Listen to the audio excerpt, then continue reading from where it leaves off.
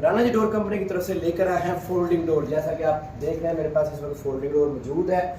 Folding door की जो height है वो 8 फुट होती है, चौड़ाई इसकी आपको जितनी चाहिए मिल जाएगी। ये यूपीवीसी मटेरियल है, चाइना की इम्पोर्टेड है, स्पेशल इसके अंदर ग्लास लगा हुआ वो भी प्लास्टिक का है।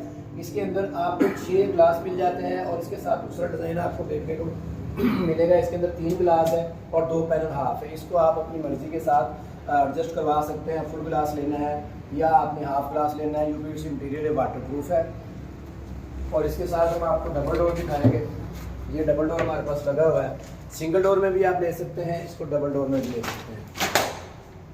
आप अपने घर में, टीवी लॉन में, ड्राइंग रूम में, जिस जगह पे आपका ज़रूरत हो इस चीज़ की, ख़ास तौर पे एसी की कूलिंग कवर करने के लिए, या आप गेस्ट वगैरह आते हैं, किचन ओपन होता है उसके दरमियान में लगाने के लिए कॉन्टैक्ट करें 034188888688 और फैक्ट्री विजिट करने के लिए एड्रेस नोट कर लें, Shadbagh interchange, ring road, Lahore.